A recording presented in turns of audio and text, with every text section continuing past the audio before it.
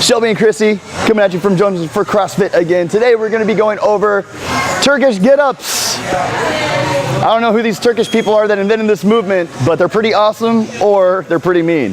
So there's a lot of points of performance on this exercise. We're going to go into those a little bit more in depth in just a second, so be sure to stay tuned. All right guys, so the first thing you need to do is get the kettlebell into the right position for the Turkish Get Up. So we call this the cradle. You see she's rolling over to her side, grabbing that kettlebell in both hands and then rolling over to where it's over her shoulder and then pressing it up. Here, keeping that shoulder packed, you see her knee, the same knee as the hand that she has the kettlebell in is gonna be bent, okay? Her opposite hand is gonna be out about 45 degrees from her body. She's gonna crunch up or roll up, driving that hand up to the ceiling onto that elbow and then pressing into the hand. From there, we're gonna bridge up, bring that leg that's straight out behind into a lunge position, bring the torso into a vertical position, stand up from the lunge, and then do everything we just did in reverse. So it's a great exercise for core stability, shoulder stability, and strength. So she's doing a 26-pound kettlebell. This is a very challenging movement. So a little bit of weight goes a long way. You wanna start off really light.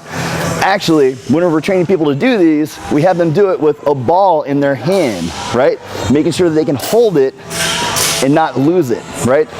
One of the other things that you want to pay attention to when you're doing this is the position of the kettlebell. An easy way to do that is be sure that you keep your eyes on it, okay?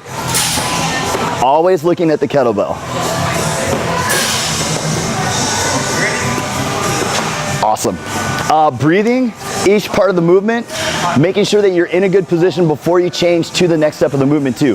One of the common things that I see with people, go ahead and go up to the bridge, is cheating this movement and not bridging up all the way, really engaging the core and just sliding their leg back, sitting on it, and then coming up into that lunge. What you want to do is really bridge up, create space, and get that leg all the way back into a lunge position, and then get your body vertical and then stand up. So don't cheat that. You're cheating the core if you do that.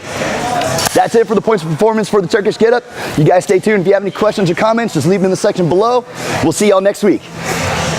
What's up guys? Thanks for watching Technique Tuesday. If you like what you saw, hit the subscribe button below.